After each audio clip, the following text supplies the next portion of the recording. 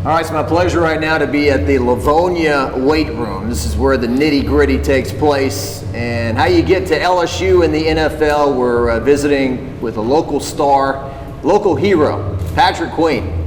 Patrick. How you doing? I'm great, man. Great to see you. Same. Yes, sir. Appreciate it. We were visiting a while ago. It's crazy. The last time Patrick and I were here together, we were shooting a big feature on Patrick.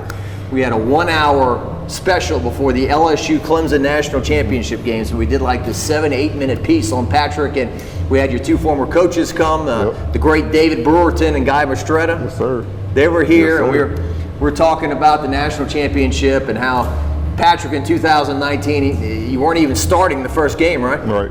First three, 4 games I wasn't starting. Yeah. In 2019, and then little did we know that in the next whatever few days that Patrick was going to be the defensive MVP of the national championship against Clemson. ATN, wherever he went, it seemed like you were like a magnet. You were just on top of him the whole night, huh? Yeah, I had to. He was talking a little trash before the game, on Snapchat. I was snapping him, and he was talking a little trash, so I had to let him know. Actually, we played him in high school over here twice in the quarterfinals. So. I remember before the game we were talking about Clemson and what they were bringing to the table with Trevor Lawrence and all that. And you told me that you and ATN had gone back a ways. Yep. So it really just all worked itself out. I mean, we wanted him at LSU, and obviously that didn't happen. So he went to Clemson, so he just had to get the business down there in Louisiana. So that's all. I guess it worked out well for both of y'all, right? Y'all both won your share of big games and a national title and whatnot. And I remember you were walking to your car, and I'd been thinking about all the guys who might have gone pro, and for whatever reason in my stupid head, I wasn't even thinking about the potential of you going pro. Right. And I said, oh yeah, you're eligible, and you kind of gave me a look, and then so little did we know that you were going to be a first-round pick. Yeah, it's crazy because I really wasn't actually thinking about leaving. It was in my head, but it wasn't set in stone that I was gone. So it was probably like a 20% chance before the game that I was leaving, and once the game happened and everything that happened, and 100% I'm gone. Does 2019 feel like a long time ago? It does. It does in some ways. In some ways, it feels like it's just like fresh in my memory. It's still right there, like it happened a year ago, really. So it's just going back through all the memories with Grant, Caleb Vaughn, Joe, Jacob, Todd, all those guys, just going through all those memories and just seeing all the stuff that we accomplished, all the late nights and early mornings, and just all the workouts that we had, football practices, Coach O fussing at us and stuff. So. And I had a long visit. Tommy Moffitt came by the station this week. We visited for like an hour and a half. Yeah. And so when you said Coach yelling at us, that's who you're talking about, Tommy Moffitt? Moffitt for sure. I actually saw the interview that you did, and him talking about the miles per hour dropping and stuff. So I saw all that stuff. Yeah. But Tommy's that guy. Tommy's that guy. Anything he could do to help us out, that's what he was doing. So. Well, that's where it starts, right? Before the glamour of running out of the Tiger Stadium tunnel and all the victories you had. The hard workouts. Yeah. The hard workouts. What was the dreaded, what was it, the 110s that you guys had to run? The conditioning test, I think it was 90-yard shuttle, so 30 down, or 30 down, 30 back, 30 down. And then I would run those 90 yards, and then you got like 20-something seconds rest, and then you got to run it again, and then run it again. And we got 16 of those. Then you got the 10 110s. So, I mean, once we got to our junior year, going into our junior year, we ran the test like it was just a mental thing. Like it was just like, okay, we get to this number, we good. And then we get to this number, we good. But before that, when you first come in, it's different. Well, I was visiting with you a while ago. We were chatting about the heat, South Louisiana heat. Now, you've been in Baltimore for a couple of years. You told me that you'll take cold weather over this any day. Yeah, I mean, just in Baltimore, like the heat is the same. So when we practice, it's like practicing in Louisiana. And when we played Jacob first game my rookie year, it was like 96 degrees outside. So it's scorching out there just like it is here. But the cold games, like we played the Steelers last game of the season, it was 18 degrees and it was raining. It wasn't even snowing, it was raining.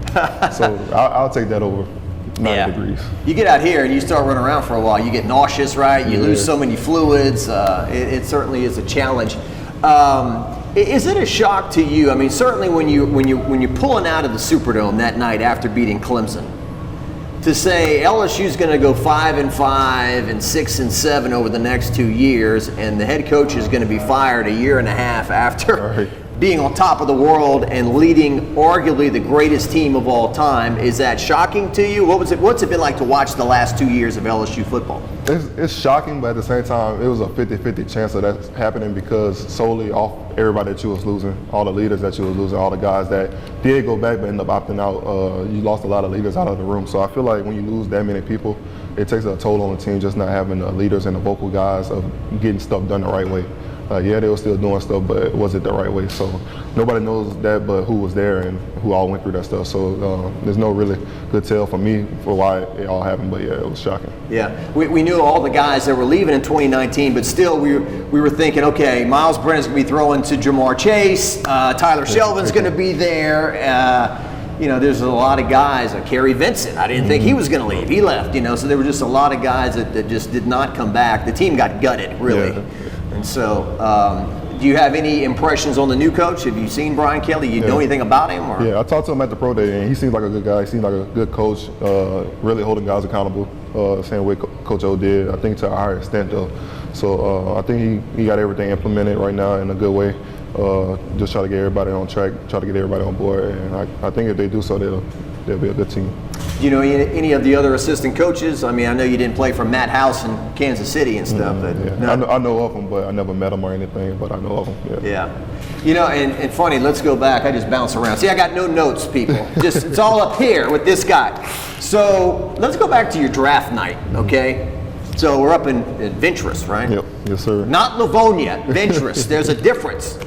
So we're up there, and I'm at your draft party. We're in the middle of COVID and all that. And so your parents, when you were younger, you guys had kind of written all your dreams and prayers on a piece of paper, and you put it up on your fridge. Yeah. And it was like All-American at LSU, national champion at LSU, first-round draft pick by the New Orleans Saints. So we're there that night, and all these other things have come true. You've won a national championship, and the Saints are on the clock, and Patrick Queen is on the board, and selfishly I'm thinking, man, this is going to be quite a story for the 10 o'clock news. Patrick's getting drafted by the Saints. The Saints passed. All right. And then Baltimore took you shortly after, and you told me that Baltimore was kind of the team that you'd been in contact all along, and you knew they were going to take you. So 2 years reflecting back on that, how do you remember that night? Yeah, it was crazy because like the three teams that I was talking to the most was the Patriots, the Saints, and the Ravens. So that was all who I was talking to, and just leading up to the draft night, I was like, I don't know where I'm gonna go. So once draft night hit, and the Saints got up there, I was like, Saints never take LSU players. So now in my head, I'm like, if y'all don't take LSU players, I don't want to go to y'all. So that's where that whole like misinterpretation got, where people think I did not want to be saying like, yeah, of course I want to go home and play for my home team, but it's the fact that I know they don't draft LSU players, so I'm like, I did not want to go there. So shortly after, like I seen it was Kansas City and Baltimore left on the board, and I was like. And Seattle was another team I was like, they need a linebacker, so I might go, but I'm so glad they passed. And so just knew when 28 came up, it was like not even 30 seconds, the phone started ringing. Yeah. So you weren't surprised, maybe? I wasn't honestly. It's just like I said, they never take LSU players, so I wasn't mad or anything, but it's just the fact that like since I know, like I don't want to get my hopes up or anything and try to like say, yeah, I'm about to be the Saint. Yeah. I don't want to get too personal on what some of the stuff was going on that night, but there was at least one or two family members that had a New Orleans Saint hat that told me they were no longer going to have that New Orleans Saint hat after. It's not allowed no more. It's not allowed no more. But as long as I'm home, it's not allowed. When I leave, y'all can wear whatever. Well, and so what's it been like for you, whether it's coincidence or whatever, Sean Payton is no longer a Saint, and bang, bang, the Saints signed Tyrann Mathieu and Jarvis Landry in the last whatever. What's it been like to watch that? It's crazy, but I mean, like, you sign two high caliber players, like, right out the prime of their game, so I mean, and then they're going back home, so anything can happen in New Orleans, and they already got a good, decent team, so I mean, it's crazy to see LSU players actually going to the Saints now and getting loaded on LSU players. So it's definitely a good thing, though. Yeah, those guys were 6-7 years older than you. You didn't play with them, but still, it just seemed like every year, and we get biased. Okay, we got the purple and gold glasses on and whatnot, they've done studies that teams that are in states a lot of times don't draft from Ohio State or whatever if they're the Cleveland Browns or whatever. But it just seemed like they've passed so many times, like on Jarvis Landry. The first time when he was draftable, you know, they passed for somebody else. So anyway, that's interesting. Your first couple years in the pros, I noticed you've made over 200 tackles, but you've been your worst critic. I need to tackle better, this and that. I mean, how do you feel about where you're heading into your third year? I feel like I'm heading in a good space. Just everything in this game is really mental. Like, yeah, it's a physical game, but everything I've been doing was a mental error. So it's just simple stuff, just taking an extra step or just wrapping lower or not trying to chest everything up. Sometimes you got to hit the legs, and that's what my coach is telling me now. Like, I always want to try to be the hard hitter and try to hit everybody with my chest, but that it doesn't take that all the time. Just a simple hit on the legs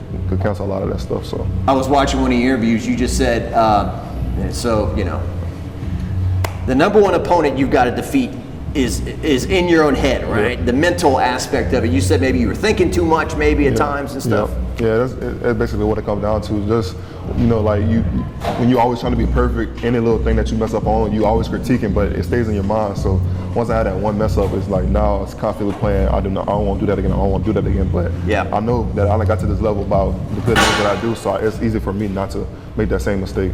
So, somebody told me in college one time, one of my professors or something said, you know that every time you think a negative thought, it takes 7 positive thoughts to wipe out that one. And then that can play on you too. I'm 17 in the hole, I'm 14 in the hole, I'm 21 in the hole. You know, so anyway, what has the NFL been like for you in 2 years? Are the players faster than they were in the SEC, or is it the same? I think it's the same speed. I think just the actual game processing is faster. So routes develop faster. Just everything else, the mental aspect is faster. I think all the players are the same speed, same strengths. You might find somebody that's a little faster or a little stronger just because you haven't played against them in the SEC or they've been older than you and stuff. So yeah. I think it's everything that I expected. It's just that mental part is just a little bit faster. And it's so cliche, but it's true. It's a business. Literally. You know, it's guys going to work. You know, like you can sign a guy on Wednesday to play in a game on Sunday that you've never met before. Right. He'll be gone right after that. So it's crazy how it works. But at LSU, you got Miss Lois, right? Hey, Patrick, how are you? You know, but in the NFL, it's kind of, you know, I don't want to say it's cold, but it doesn't have the same. Yeah. And I could honestly say about our organization, like they take care of everybody. So that's good. We got all like the player personnel people that come in and check on you. Dr. Trish, they come check on you. Jamil McClain, who played for Baltimore, he checks on you and stuff. So we got Johnny, the pastor, he always texting in and checking. So I can honestly say our organization is different. A few more things I want to hit on you with LSU and some other stuff, but I looked it up. November the 7th, the Baltimore Ravens are playing at the New Orleans Saints on Monday Night Football. Mm-hmm. I would imagine, we treat every game the same, but I would imagine that game to you is going to be a special night. Gonna have some extra spice on that game for sure. I'm coming in heated, hot, ready, loaded, everything. So they better have it on their mind. It'll be the first time you've played in the Dome since you beat Clemson, right? Cincinnati. Yep, yeah. Exciting. Just try to pick up where I left off at right there. So yeah. So you'll, I'm sure Dwayne, Queen, and your mother and everybody, they'll all be in the stands. Yeah. Cheering you on. Yeah, everybody gonna be there. Brother-in-law, a huge Saints fan, so we're gonna have to see how that works. Probably wear a half and half shirt or something. But my sister says if you're not wearing Ravens, don't come home. So see how all that work out. The purple is still prevalent in the Queen family. We just mixed it in with some black now, right? Yep. And everything. And you got Kevin Tolliver is on the Ravens. Mm-hmm. Yeah. He was always kind of a fascinating guy at LSU because he always had like the arm span and they'd say this is the kind of body you want on a guy that plays corner. What's it been like for him to kind of find a spot there with the Ravens? It's good. He came in about midway last season and you know he's still there. So I'm just thankful to have another LSU guy, another guy that actually loves football and loves the game. And just seeing how he's progressed in the league and knowing that we got another guy that I know that will go out there and handle business. And I apologize, I didn't do my prep work as well as I should. The young man from West Feliciana that's a linebacker, went to Louisiana Tech, he's on your team. Jalen Ferguson. Yes. Jalen Ferguson, there you go. Sir. So he's already played 3 years in the league, I think. Yeah, I think, 3 years, yep. Okay. Yep. What's he like? Cool, laid back cat, country cat, just super goofy. I don't know. A lot of people from Louisiana understand the goofy Louisiana guys. So it's this guy right here, I'm really goofy. So it's different up there. They don't really know how to like adjust to it and stuff. So like they be joking around and stuff, but he's actually like a good guy. They just don't understand that. Got you. 2019, when you were in the Superdome and they're passing around that trophy, right? So I guess Ogeron might have had it first, and then Joe had it, and then there was Delpit, and Richard was up there too. I mean, I've looked at this video a million times and used it in a million sportscasts, but when you were handed that trophy, what is that moment like? It's crazy because in the moment it's so slow, but once you think about it, it's like that. And just looking back now and just how quick, I wish I could have just like held it, grabbed it or something. But it passed by so quick, and once that happens and you move on, now I want the next one. I want the Super Bowl trophy. So now that's what we're working towards. Just reminiscing on all the accomplishments I made in college, and just being able to hold that trophy up just made me want to get to the next one. Yeah. Your first year in Baltimore, you guys had a great year. You make the playoffs, win a playoff game. Last year, I don't know the ins and outs. I don't follow Baltimore, but it looks like you lost your last number of games there. Yeah. So the team was hurt week 2 of the preseason. So you were 8-3, right? Yeah. So we was 8-3. I think we was fighting for the first seed in the playoffs, and next thing you know, we sitting there, end of the season 8-9, and still can make the playoffs if 2 teams tie. So I mean, it's crazy how the league works, but yeah, we for sure lost 6 games in a row. So that's something that we're working on now, so that don't happen again. NIL in college football, it seems to be, some people say, great, these guys are maximizing the opportunity, they're getting money, they're getting paid. Then some people are like, it may ruin the sport, it's not sustainable, or these players holding people over the barrel, I'm threatening to leave, you better pay me this.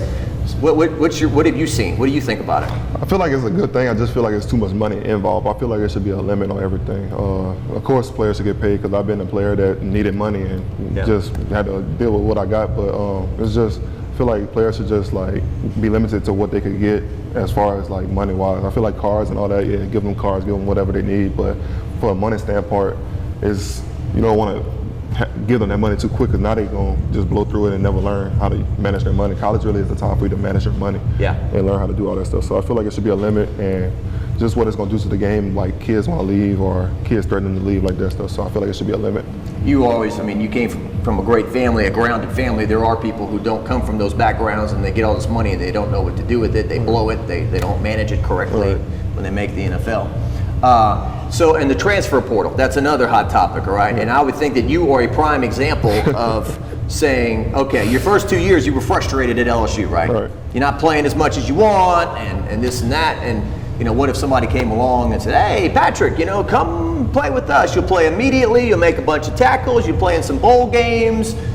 But you would have missed out on the greatest LSU football team ever and all the things you were part of. So what do you feel about the transfer portal? I feel like I think our players should use it to a certain extent. I feel like the situations and the circumstances should, have a player qualified to get into that. I feel like with my situation, when I wanted to leave right before my 3rd season at LSU, it was just because I knew I had to battle for a position that felt like I was waiting for, and I didn't want to go through that again for another year. So I was like, I'm ready to leave. But my mom made me stay, and I felt like it was probably in my best interest to stay at LSU, just knowing everything that we could accomplish over there. So I feel like it should just be certain reasons for kids to leave. Maybe a family member is sick or whatever it may be. So LSU football fans, you need to thank Patrick's mom, right?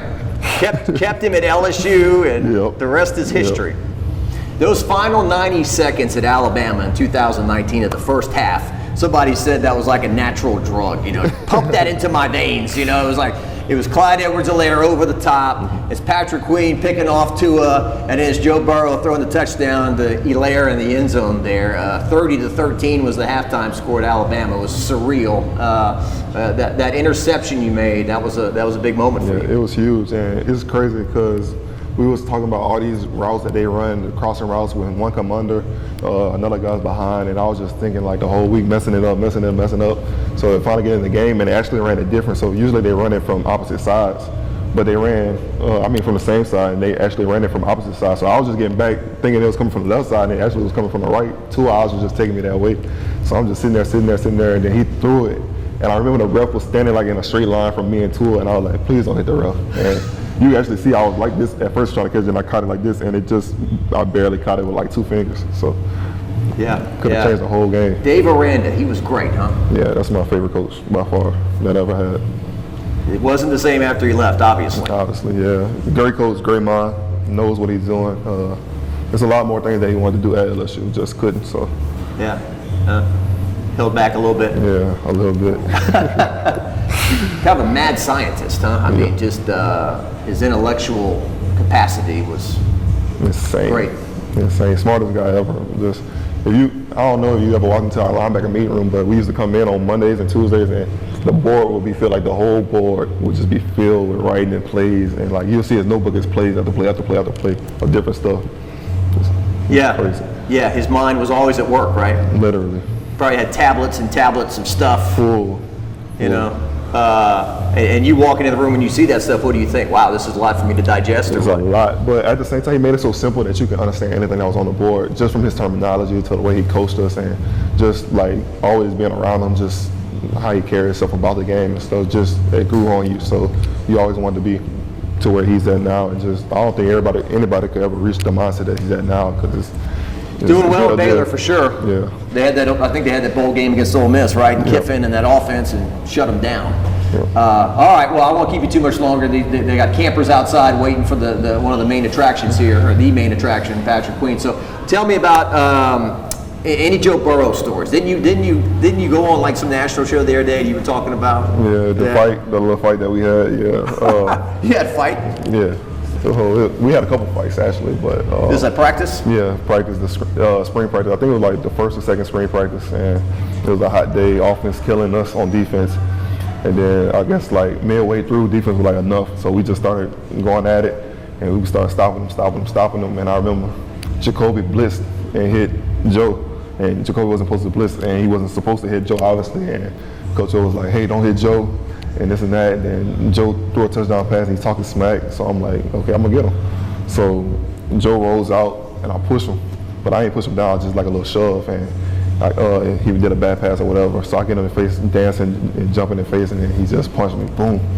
So I'm like, ain't no way Joe just hit me. So You got a helmet. Helmet right? on and So what? He everything. hits you in the chin or what? he hits me right on the face mask, and I can just remember like just grabbing Joe, and then we just fighting, going to the ground. And then when I had Joe on the ground, like offense, defense, fighting, everybody on our legs trying to fight and stuff. And then I can just remember seeing Jacoby running from like 30 yards and runs in and punches Joe right on his face. I was like, bro, this is insane. Like, we were really trying to kill our quarterback. And then after that, we was all cool and stuff going into the summer out. That probably helped us, if anything, really, earn more respect for him. I was curious about that too. In 2019, when the team's rolling, you know, and Joe is heading towards the Heisman Trophy and all that, when you're in practice, do you rib him? You call him pretty boy, or you call him, Hollywood or Heisman Joe, or, do y'all rib him? Spring practice, we was ribbing him for sure, just letting them have it. But once we get into the season, we all for it, Joe. It's not us versus us, it's us with us. So it's just, we would have took a bullet for Joe at that point. So, I mean. It's like the military, right? They tear you down, then you build you back up, and you're all on the same page. Well, look, anything else you want to add or say? That's it, really. Just appreciate you for having me. Oh, hey, this is great, man. It's great to visit with you. And 2019 let's finish it this way. So, that'll be something. That'll be like your favorite movie or your favorite music album or whatever. You can always revisit. It'll never go away. You can always go back to that. And it was amazing. It was like everything you could have ever dreamed of happening in one season. You need a 30 for 30 for sure. You gotta have a 30 for 30. There's just no way you can't make a 30 for 30 about that team. Yeah, I mean all the stories. You weren't starting at the beginning of the year. Justin Jefferson came in as a 2-star. It's just like 2-star. Lloyd Cushenberry, the last signee of the class, right? He's the starting center. Clyde, the talk in August was that John Emery was a 5-star running back and was going to take Clyde's place. I remember that. That didn't happen, obviously. Yeah. So, just all those amazing stories. And hey, look, tip of the hat to Coach O. He was the head coach of that team too. Yeah. And nobody, I don't think ever would have thought that he would have led the greatest team of all time and all that. So it's a great story all around. Great seeing you, man. Yes, sir. Appreciate you. All right.